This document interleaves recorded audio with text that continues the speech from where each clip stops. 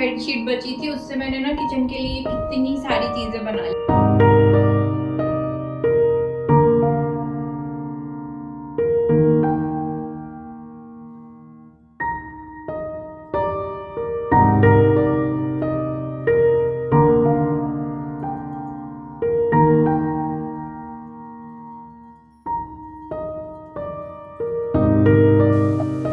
Hello everyone, welcome back to the channel. I hope आप सब लोग बहुत अच्छे से होंगे। तो सुबह का टाइम हो रहा है, शावर ले लिया, पूजा कर ली, घर की डस्टिंग क्लीनिंग सब कुछ हो गया है। बस हस्बैंड के लिए यहाँ पे मैं टिफिन बना रही हूँ। तो आज मैं आप बीन्स आलू की एक बहुत ही अच्छी सी सब्जी बना रही हूँ, जिसमें हम कोई भी मसाले का यूज नहीं करेंगे, थोड़ी अलग तरीके से बनाएंगे। तो यहाँ पे तेल लिया था, जैसे ही ऑयल गर्म हो गया उसमें थोड़ा सा जीरा और हींग ऐड किया है, और ना थोड़े से मीडियम साइज में कटे हुए यहाँ पे मैंने आलू ऐड कर दिए हैं। आलू को थोड़ा सा अब हम भून लेंगे एक आधी मिनट, फिर उसमें नमक डाल देना है, और नमक डालने के बाद उसको लगभग 40% तक आपको ना ढक के कुक कर लेना है आलू को। जब तक आलू कुक हो रहे हैं, यहाँ पर मैं टमाटर और जो हरी मिर्च है वो मैं कट कर लूंगी। बीन्स मैं पहले ही काट के रख देती हूँ एक दिन पहले ही।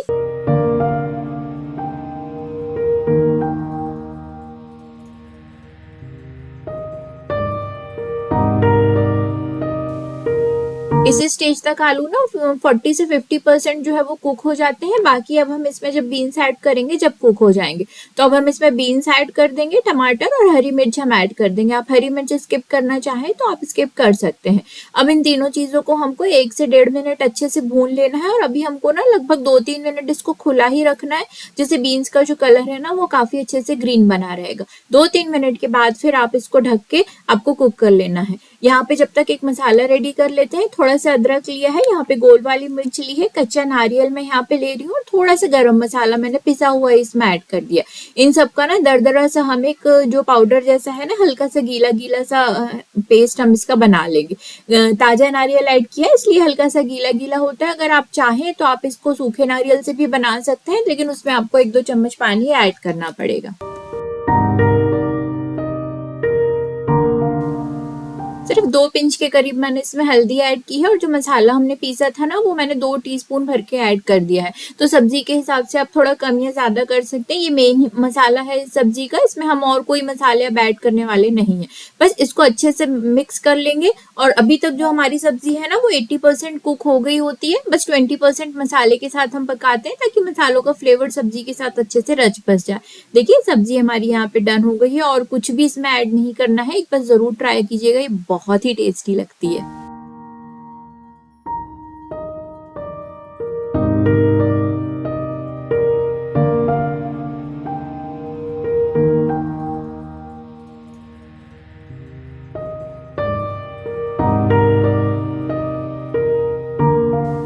बस इसके बाद टाइम हो रहा है दोपहर का। लंच वगैरह मैंने कर लिया है, क्योंकि आज ना सब्जी सुबह साथ में ही बन गई थी, वो नो ऑनियन नो गार्लिक की थी। तो इसके बाद टाइम होता है लंच करने के बाद मैं अपनी मम्मी से बात करती हूँ, क्योंकि उनका भी लंच वगैरह हो जाता है 1:30 बजे के करीब।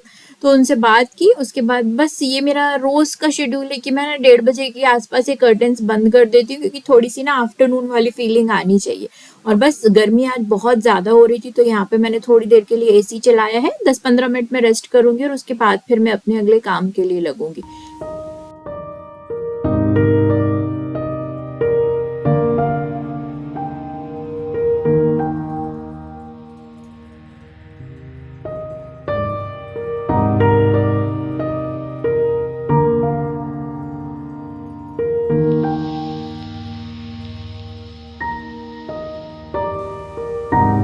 आज का आफ्टरनून का मेरा जो मेन टास्क है वो है ये क्रॉकरी रखने की। मेरे पास एक छोटी सी अलमारी है, इसको मुझे ऑर्गेनाइज करना है। इस छोटी सी अलमारी में मैंने इतना सामान भर के रखा हुआ है ना, कि अभी वो सारा सामान ना इधर उधर हो गया है। और जब ये अलमारी बनी थी उसके बाद से मैंने इसको ना प्रॉपर सेट किया ही नहीं है, कभी कुछ कभी कुछ, क्योंकि इतना सारा सामान इसमें मुझे अरेंज करना था। तो सबसे पहले तो मैं इसको क्लीन कर लूंगी। और किचन में कहीं पे भी क्रॉकरी यूनिट बनाने की जगह नहीं है, इसको भी मुझे टेम्परेरी रखना पड़ा है, क्योंकि ये दरवाजे के सामने रखी हुई है। कभी डिश वॉशर या वॉशिंग मशीन खराब हो जाए तो उसको निकालने के लिए ना ये अलमीरा को खिसकाना पड़ता है।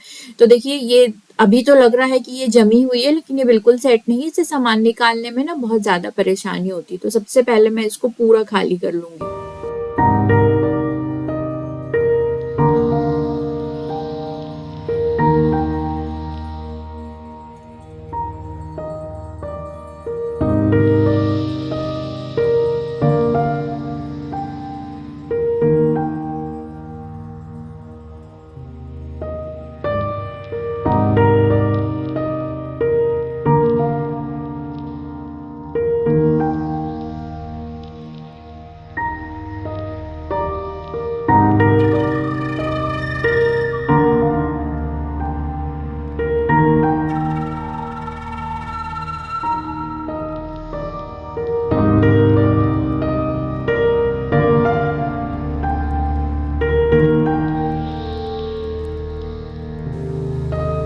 मैंने इसके तीनों शेल्फ जो है वो खाली कर लिए हैं अच्छे से, और इसको अभी मैं क्लीन करूंगी। उसके पहले मैं आपको दिखाती हूँ कि देखिए कितना सारा स्टफ ना इन 3 शेल्फ में रखा हुआ था। कुछ कुछ सामान तो मैं भूल भी गई थी कि जो नीचे हो गया था ना कि अरे ये भी मेरे पास है। तो चलिए रैंडमली आपको दिखाती हूँ। तो एक वो सर्विंग की प्लेट है ट्रियो का, ये मेरे पास एक डिनर सेट है। तो इसमें बड़ी प्लेट, छोटी प्लेट, बड़ी कटोरी, छोटी कटोरी, ये काफी बड़े साइज का है। इसके अलावा एक और दूसरा डिनर सेट भी है। तो सारी प्लेट्स मैंने साथ में रखी है। इस तरीके के मेरे पास कुछ ये कप्स है। तो ये बोन चाइना के हैं, तो अभी मैं इनका यूज नहीं करती हूँ, लेकिन बिल्कुल नए हैं इसलिए रखे हैं। ये कुल्हड़ वाले कुछ कप हैं। ये 2 मेरे स्पेशली पानी पीने के ग्लास हैं, बड़े साइज के हैं। एक बस ऐसी मैंने डेकोरेशन का एक ग्लास लिया। सिरेमिक के यहाँ पे ये मेरे पास ग्लास है जिनका यूज मैंने अभी तक नहीं किया, अभी इसी समय लिया। चाय के छोटे वाले कुछ ग्लास है। इसके अलावा इसमें मैंने अपने सारे बाउल्स रखे हैं जो भी मेरे डिनर सेट के हैं ना, सारे, बड़ी कटोरी, छोटी कटोरी, कांच के भी कुछ छोटे छोटे बाउल्स है मेरे पास एक्स्ट्रा, वो सारा मैंने इसमें रखा हुआ है। इसके अलावा मेलामाइन की मेरे पास कुछ एक्स्ट्रा कटोरियां हैं। तो ये एक पूरा जो बास्केट है ना, ये मैंने बाउल के लिए ही डेडिकेट यहाँ पे कर दिया है। तो ये सारे बाउल्स जिसमें आ जाते हैं। कुछ एक्स्ट्रा मेरे पास बाउल्स और हैं, तो वो जो है डेली यूज के हैं, तो वो मैंने किचन के ड्रॉर में रखा है। अच्छा, इस डब्बे में मैं अपनी, मेरे पास लगभग 48 के करीब स्पून्स होंगी, छोटी बड़ी मिला के। तो वो सब स्पून्स मैंने इसमें रखी हुई है। सूप की स्पून रखी है, फोक रखे हैं, इसमें नाइफ्स रखे हैं। तो ये सारी चीजें एक ही तरफ जो है ना हो जाती हैं, तो उनको ढूंढने में बहुत आसानी होती है। इसके अलावा यहाँ पे ये कुछ ग्लास हैं। इसके अलावा ये बोरोसिल के मेरे पास कुछ और ग्लास है। तो मतलब मेरी क्रॉकरी का जितना भी सामान है ना, सब मैं इसी में ही रखती हूँ। ये मेरा फेवरेट वाला कप है, ये एक सिंगल पीस में। तो कभी कभी मेरा मन होता है, मुझे याद आ जाती है, तो मैं उसको निकाल लेती हूँ। बर्फी जमाने की ट्रे है, बीटर है। इस तरीके से यहाँ पे मेरी डेली की माइक्रोवेव में यूज करने की प्लेट्स है, और कुछ कढ़ाई है। और यहाँ पे ये कांच के बाउल है, कुछ सिरेमिक के बाउल है, और ये सारे एक के अंदर एक करके मैंने रख दिए हैं।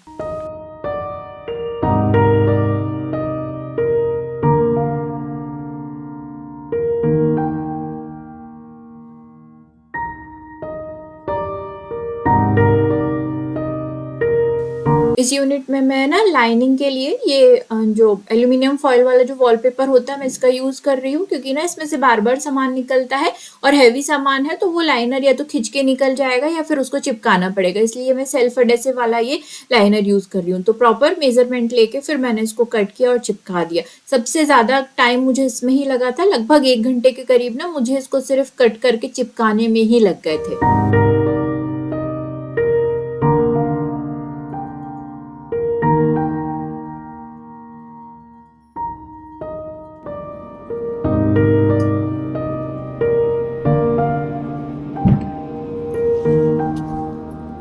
तो फाइनली यहाँ पे ये मेरी जो क्रॉकरी यूनिट है, देखिए बहुत अच्छे से सेट हो गई है। सारा जो सामान है ना, इस बार मैंने इसमें रखा हुआ है। बस मैंने इसमें एक चेंज ये किया है कि पहले देखिए इसमें ये वाला स्टैंड नीचे रखा हुआ था, इसको मैंने इस बार रिप्लेस कर दिया है। और इस बार मैंने इसको हटा दिया है। और यहाँ पे मैंने, मेरे पास एक प्लांटर स्टैंड मैंने नया लिया था, वो मैंने यहाँ पे रख दिया। तो एक हाइट क्रिएट हो गई है, सारी प्लेट्स वगैरह ऊपर आ गई हैं। और अभी भी देखिए ये वाली जगह बची है कि मैं बॉक्स में कुछ रख के यहाँ पे सामान रख सकती हूँ। स्पून्स जो डब्बे में थी उनको मैंने इस तरीके से बास्केट में 2 अलग अलग सेक्शन में ना, इसमें सारे स्पून और सूप स्पून, फोक्स वगैरह आ गए हैं। इसमें कुछ एक्स्ट्रा स्टफ है जो मैंने रख दिया है। तो ये एक चीज़ हो गई है। ऊपर बाकी बास्केट जो है वो मैंने कुछ भी चेंज नहीं की है। ये सारी चीज़ें जिसमें रखी थी वैसे ही ये रखी हुई है। बस ये था, ये एक कप वाला जो मेरा बॉक्स है ना ग्लास वाला, उसमें मैंने थोड़ा सा पेपर लगाया सामने तरफ, पूरे में नहीं लगाया बस। बाकी हर एक चीज़ जो है वो आ गई। ये ट्रे भी देखिए, पहले कहीं पे भी ऊपर मुझे रखनी होती थी, अब ये बहुत आराम से आ गई हैं। बर्नियाँ वगैरह जो है वो सबसे नीचे लास्ट में पीछे तरफ रखी हुई हैं, वो मुझे बहुत कम यूज़ होती हैं। ये डब्बे मुझे ज़्यादातर यूज़ होते हैं, और ये छोटी छोटी बर्नियाँ मुझे ज़्यादा यूज़ होती हैं।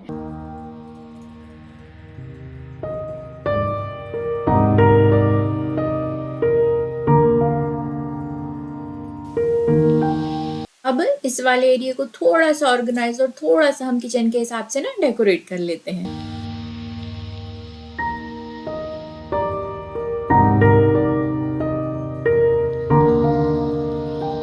जूसर है, इसका ना हम मेजरमेंट ले लेंगे। तो सबसे पहले हम यहाँ पे देखिए इसकी ना हाइट नापेंगे। तो सबसे जो टॉलेस्ट वाला पार्ट है वो ये है यहाँ से, तो हम यहाँ से टेप रखेंगे और देखिए 17 आ रहा है। ठीक है, इसकी लंबाई जो हो गई है वो हो गई है 17। अब इसकी हम चौड़ाई नापेंगे। तो चौड़ाई नापने के लिए जो सबसे ज़्यादा चौड़ा वाला पार्ट होगा ना, हमको यहाँ पे देखिए इस तरीके से ये एक पोर्शन निकला हुआ है और यहाँ से ये, तो हम टेप को इस तरीके से रखेंगे कि ये हमारे ना दोनों वाले जो पोर्शन है ये हमारे कवर हो जाए इस तरीके से। तो ये आ रहा है हमारा 26। जितना भी हम मेजरमेंट ले रहे हैं ना उसमें हम 1 से 1.5 इंच एक्स्ट्रा रखेंगे और ½ इंच हम इसमें सिलाई का जो है मार्जिन रखेंगे। तो ये हो गया 17, ये हो गया है 26। अब ऊपर का भी हमको एक बेस रेडी करना पड़ेगा। तो यहाँ पे सर्कल है, तो चलिए इसको निकाल देते हैं और यहाँ पे हम मेजर करते हैं। तो ये आ रहा है 5, ठीक है ना। और अब 5 के बाद देखिए यहाँ से, तो देखिए यहाँ से तो ये बिल्कुल प्लेन है, लेकिन यहाँ से भी थोड़ा सा जो पोर्शन है उभरा हुआ है, तो हम इसको थोड़ा सा और बढ़ाएंगे 1 आध इंच, बहुत ज़्यादा नहीं बढ़ाएंगे, नहीं तो ये लूज हो जाएगा। तो ये यहाँ से यहाँ ऊपर वाला मेजरमेंट 5 था, तो हम इसमें सिर्फ 1 इंच बढ़ा के हम इसको 6 कर देंगे, क्योंकि कुछ इसमें प्लेट्स भी आएंगी ना, तो वो बहुत आराम से यहाँ पे फैल जाएगा।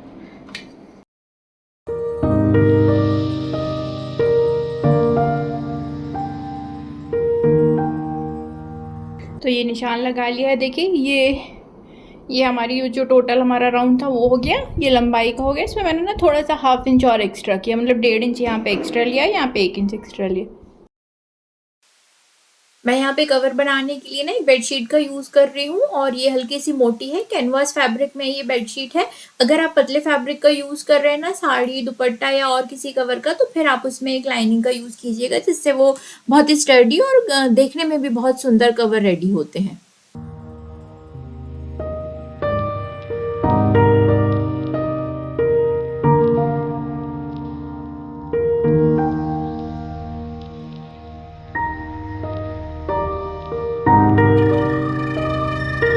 तो देखिए हमारे पास ये 3 फैब्रिक हो गए हैं। ये मेन फैब्रिक हो गया, ये उसके बाद ऊपर हम एक छोटा सा इसमें ना पकड़ने के लिए हैंडल लगाएंगे और एक सर्कल जो हमने कट किया था। तो चलिए अब सबसे पहले हम इसकी स्टिचिंग कर लेते हैं।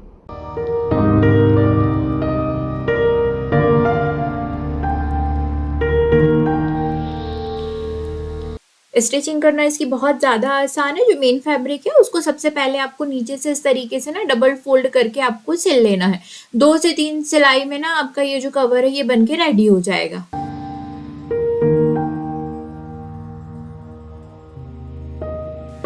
इसमें नीचे की किनार फिनिश करने के बाद देखिए इस तरीके से मैं इसमें लेस लगा दूंगी। आप चाहें तो अब इसमें ना कंट्रास्ट कलर की या वाइट कलर की आप इसमें पाइपिंग भी लगा सकते हैं।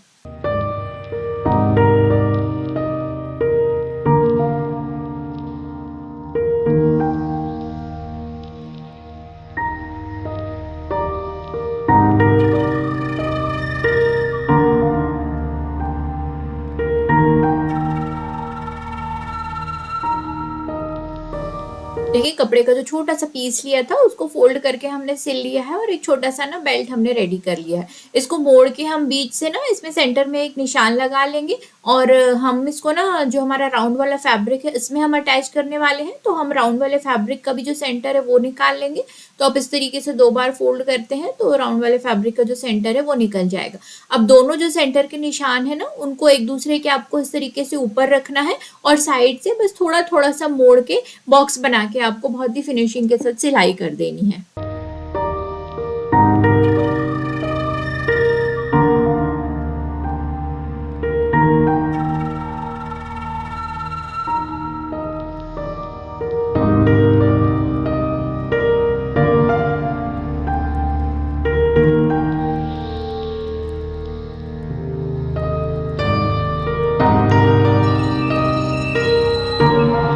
इसको यहाँ से स्टिच कर लिया, इसको यहाँ से इंटरलॉक कर लेते हैं अभी हम। और इसके बीच में देखिए इस तरीके से फोल्ड किया तो यहाँ पे एक निशान लगा लिए।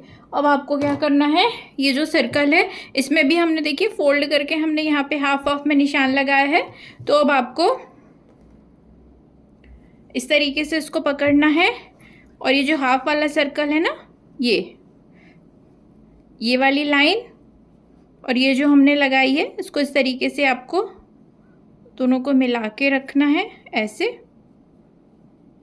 एक पिन तो आपको यहाँ इस तरीके से लगा देना है और दूसरी वाली पिन यहाँ आपको दूसरी पिन लगाना है। अब ये छोटा है और ये बड़ा है, तो थोड़ा थोड़ा करके ना देखिए बीच बीच में एक दो करके आप इस तरीके से इसमें चुन्नट देके आप इसको इस तरीके से सिल लेंगे। या एक ऑप्शन ये है कि आप पहले कच्ची सिलाई से धागा खींच लें और उसके बाद फिर जितनी भी फ्रिल्स आएंगी वो आपको बना लेनी है। तो ऐसा करने से ना दोनों तरफ जो है वो बराबर फ्रिल्स आएंगी। तो चलिए पहले मैं बना लेती हूँ। इस तरीके से ना एक दो ये थोड़े थोड़े से गैदर्स यहाँ पे आए हैं, ज़्यादा नहीं आए हैं, 3-4 छोटी छोटी सी सिलवट आई है इसमें बस। और अब इसमें हम यहाँ पे एक इंटरलॉक कर देंगे और हमारा जो कवर है वो रेडी।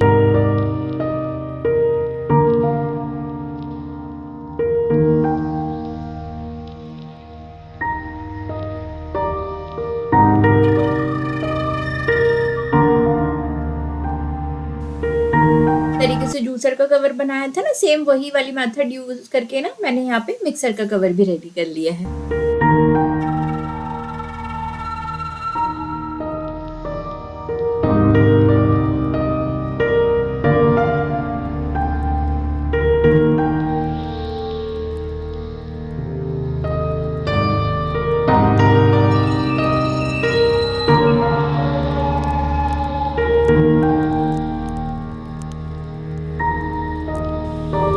इसके बाद मेरे पास जितना भी फैब्रिक बचा था ना उसको मैंने मेजर करके कट करके और उसको मैंने अच्छे से डबल फोल्ड करके जिस भी तरीके से पॉसिबल हो सका सिल के मैंने उसे ओवन और अपना जो स्टैंड मिक्सर है उसको ढकने के लिए भी जो कवर है वो रेडी कर लिया था। मैं अभी आपको आगे दिखाती हूँ।